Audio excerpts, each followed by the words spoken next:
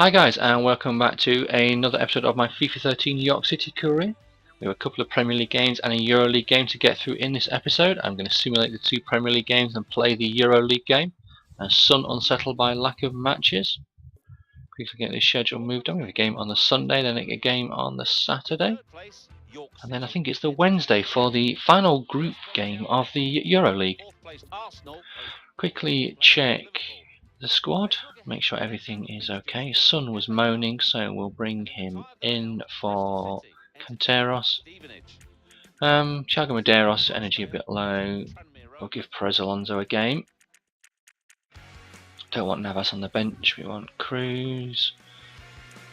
Wow, energy's looking low for a few of my midfielders. Who do I want? We'll have I'll go with Hayams. Muriel needs to stay there. Thiago Medeiros will drop you down, and we will have, where is he gone? Here in May. There he is. Fantastic, that'll do nicely. We're playing West Brom, who are 13th in the table. Next match, sim match. See how they've got in their last few games. They beat Everton 1-0, lost 2-0 to Villa, and beat Sunderland 1-0. Chris Brunt out injured. Thibaut in goal. Dawson at the back. And it's a 0-0 draw. And ironically, Dawson was injured. Sun came off after 56 minutes for Muriel, and we had two players booked. Okay, Arsenal beat Liverpool 4-1. Player suspended. D'Souza Silva suspended for too many yellows. Okay, that's not too bad. We do have some cover. Cruz unhappy with involvement. Okay, we may look to let you go out on loan in the January transfer window if someone will take you. And we do have David Navas, who we can use as our backup keeper for the time being. Rattling through this schedule, we'll get this game against Newcastle done, and then the game against Stade Rennes. Right, squad, team management. Let's check the team out ahead of this game. Obviously, we do have one player. There you go, D'Souza Silva for Shari. Yeah, Farmer's looking okay. Sun and Welbeck, you know what? We'll make it Sun and Soriano up front. Give Welbeck a rest. Probably start Welbeck and Muriel in the EuroLeague game. I believe we only need a draw in the EuroLeague game, but I want to start my two best strikers. Oh, what the hell? What have I missed? Not someone on the bench, is it? There's got to be someone on the bench. Oh, D'Souza Silva.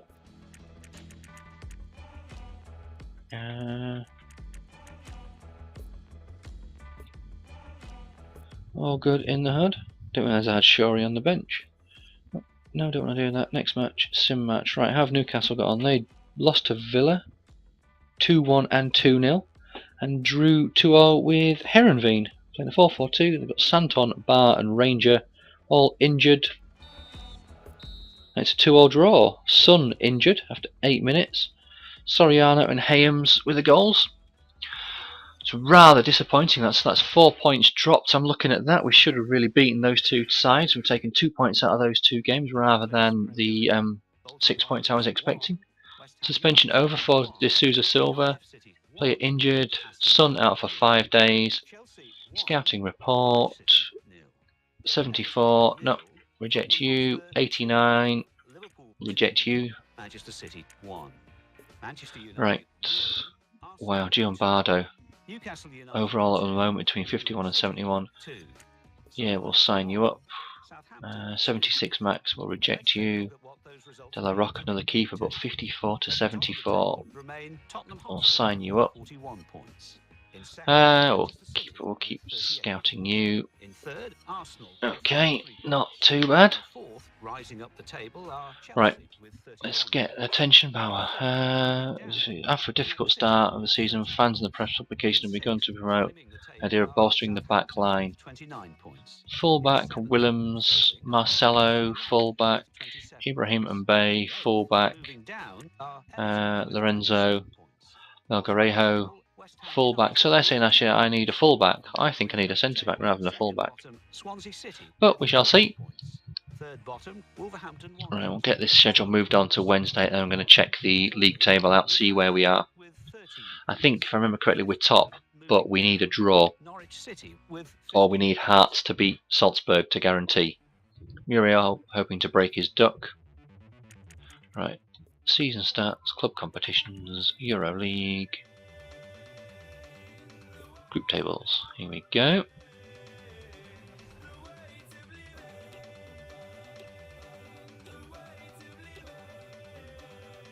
Right, so Salzburg are second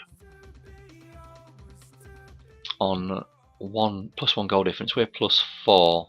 Stade Rennais are third on 8 points. So hypothetically, Stade Rennais win and beat me. They go to they'll go to 11 points. So all we need is to not, if Salzburg draw, is to not lose by 3 or more goals. So we can only lose by 2 goals should we lose the match. If we win or draw the match, we're up. We're through the group stage. But if we draw, if we lose the match, then we need to hope Salzburg draw against Hearts. I'm sure that game is in Hearts. So we're at Hearts, we're not in Hearts. Right, let's check the squad out ahead of this game. Right, Lazarevic is suspended for the game, so Medeiros can come back in. Gonna go with Muriel and Welbeck up front. Form is looking okay for most. Son needs to come off the bench. We've got Lemaire. Right, could do with. Do I want Juan Marcos or do I want Miombe? You know what, Luis Gadan. We'll have Luis Gadan on the bench. If we hopefully we're like 2-0 up at half time, and I can look to bring a couple of the youth guys on and give them some experience. Right, kits don't clash, don't need to worry about that. Team is okay.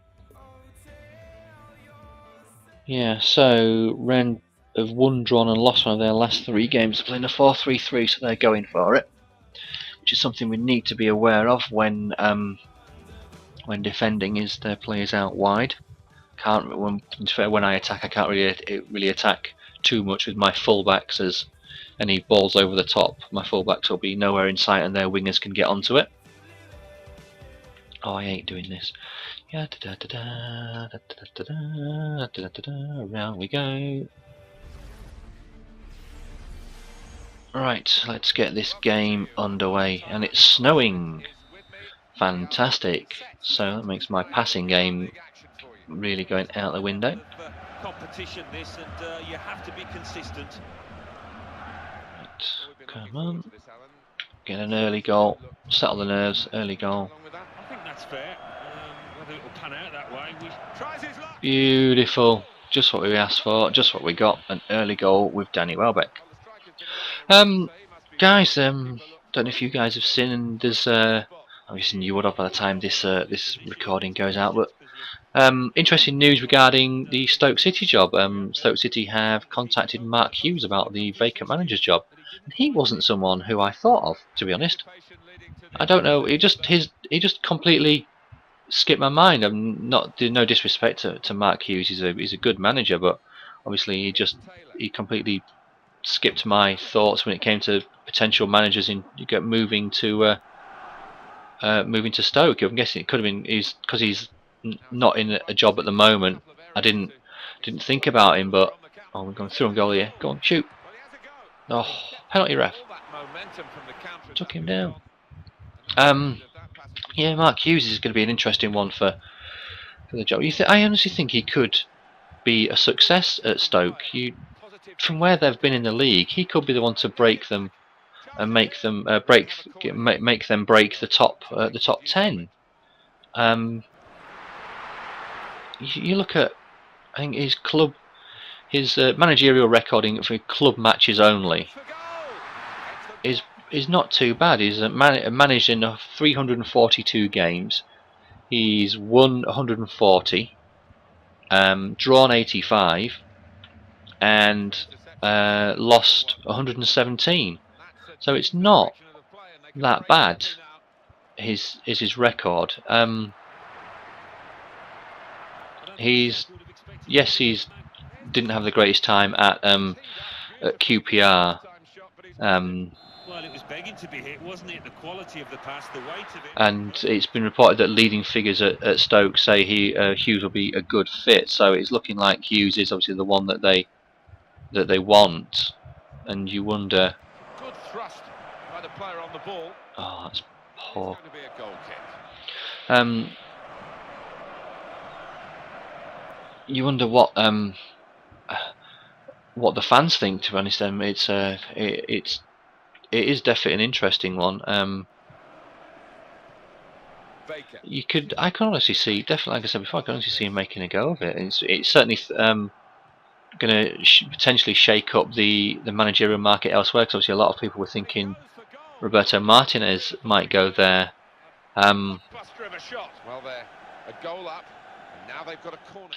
Obviously Hughes has managed at the top level for a long time now, so he's got the experience that Stoke will be looking for. Obviously, he started. Obviously, managed internationally. He's managed Wales. Started his career, I believe. Oh shit, that's a great goal. Yeah, he was at Blackburn, wasn't he? 2003, 2004, if I remember correctly. Was there for, was it 3-4 years before he went to oh, where did he go? Oh, was it Man City before he got replaced by Mancini, and then where did he go next? He went somewhere between QPR and Man City. Oh, yeah, that was it. Fulham, wasn't it? I think it was just at Fulham for around a season. Yeah, one season spell at Fulham followed before he was named QPR manager in January 2010. Saved the club from relegation. I'm just reading the report, and was sacked 3 months later. So that sounds like it was, yeah, saved the club from relegation. So that would have been May time. Sacked 3 months later. So sacked July, August before that. So yeah, so was in charge of QPR for less than a year. That's a great ball. Beautiful goal, puts us 2-1 ahead. Very good play, confident build-up. The other bit of news was Rightly so, because they played a huge part in that goal. Roberto Martinez has delayed announcing the decision on his future. He was expected to make a decision regarding his future earlier on this week, I believe. But I'll discuss that in the second half. We're coming up to half time here. 1 added minute of injury time. Hopefully we can hold on to this lead and get it take it into the second half, and then hopefully hold on to it for the rest of the game. It will be ideal to take all 3 points and not have to worry about even having a draw. But there we go, half time. So yeah, so back to the Wigan situation. On this episode's going out on the Friday, but on the Wednesday, Whelan spoke of his relationship with Martin, said we were honest with each other. Apparently they're going to meet early next week. I knew, I think it was Tuesday. Dave Whelan came out, the Wigan chairman came out and said that Martinez would have a decision in the next 24 hours. And it's just, yeah, it's taking longer. So I don't know if something's caught his eye, or whether he's seriously thinking long and hard about what he wants to do, and whether if Wigan is his future, whether he wants to take them back. Obviously, he played a lot of football for him. He just played over 200 times for him. I can't remember the exact number off the top of my head, but I know he was there only because I was watching obviously all the build up and whatnot to the FA Cup final. So there was a lot of media stuff about Martinez, and he was there for. That was a poor effort on goal. He was built up a lot, especially a Wigan man playing so many games for the club and then going on to manage them. I don't know whether Martinez deserves. I think deserves is the wrong word, but maybe It's not deserves as in it's his turn to have a go at it, but whether he deserves a shot at a bigger club. And there's no disrespect to Wigan, but you'd think someone like Martins, where potentially not Stoke, but you think Everton, yes, and that's no disrespect to Stoke, but you think of the brand of football that Martinez likes to play, and you think that's sort of purposely already built for Everton. And you look at the caliber of players that are at Everton, and you think I'm going to make a substitution and get a defensive midfielder on. You think Martinez would be suited by the type of players that Everton already have in their squad. So therefore, they won't need to go out and spend big on players, unless they, in terms of rebuilding the whole squad, they can spend big on getting a few talented players in. But it's going to be an interesting summer in terms of managerial comings and goings, and if there's going to be any more players and leaving clubs, any more managers leaving clubs to go somewhere else. Obviously Mourinho's leaving. There's a vacant role now at Real Madrid to pick. There's the Man City role. I believe Pellegrini has said he wants to leave Malaga. So you wonder who's going to fill all these. Ancelotti, I believe, wants to leave PSG as well. I think he wants to leave PSG for Real Madrid. So you have to think there's definitely going to be some twists and turns in the managerial market. Players, obviously, there's always going to be the rumours. Obviously, Bale is the big one. People are urging him to leave Spurs to further his career. Other people are urging him to stay. Obviously, Spurs fans, the board, and everyone is urging him to stay. He is reported to be offered a contract worth 150,000 a week. With a guarantee that if Spurs don't qualify for the Champions League, he can leave for a minimum of 50 million end of next season. This season, for the reports that I've read, wasn't meant to be the season that AVB got Spurs Champions League football. What we've done this season with our highest points total in the Premier League was unbelievable. But I believe it's next season that when he got the job was his target for Champions League football. There's rumoured to be talks between the owner, the chairman, and the manager regarding budget and what's going to be available to bring in players. David Villa's, I know he's hit his 30s now, but he's a player that's been linked, and apparently it's not paper talk. There is a fuel in the fire, if you'd like to say, the fact that I don't know how much potentially he is interested, but Spurs are interested in bringing him in. I believe the deal's around £8-10 million. Obviously, wages could be a stumbling block. Right, let's get this cleared. Thank you. Right. But yeah, you've got to think if he comes in, is that going to, and players like him, Leandro Di Maio has been one that's been linked with Spurs for years. Apparently, rumours are rife that he's coming in, and potentially Aurelio Gomez is leaving to go back to Brazil. That's the other one that's in and around Spurs at this moment in time. But it's that's the one thing with being a Spurs fan is you just, I don't believe anything until I read it, because every summer with a club that's linked with anyone and everyone, and half the time it's great, half the time it's crap, and you just know that there's nothing really into anything, and you know that all these rumours are just paper talk for potentially trying to get the player removed to another club. But we'll have to see what happens this summer. There's a long way off, obviously, the Confederations Cup, so some players may spark interest in there for teams. Okay, suspension over for Lazarevic, and I could have sworn I saw Salzburg beat Hearts, so that means I do believe we're top. I'll check the standings. EuroLeague, here we go. Group tables. Right, we'll see who's qualified from every group. See what British teams have qualified.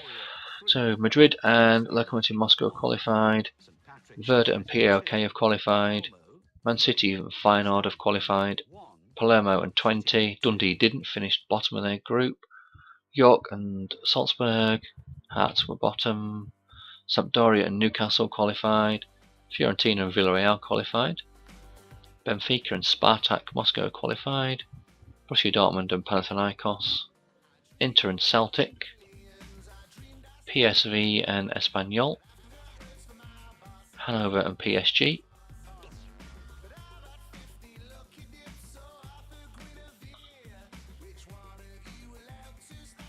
In fact, actually, have we played all the games? I'm confused now. Yeah, we've played 6. They've played 5. Okay, so maybe I've got half of this wrong. Why have only half of us played? Oh well, strange one. So guys, I'll call it a day there. We are on the 20th of December, so in the next episode I'll play the game against Cardiff, and then we'll sim the game against Chelsea, and then that puts us in the January transfer window, so it's time to start getting your suggestions in for players who I should come in, or if not players, just positions where I should look to strengthen the team. Thanks for watching, cheers!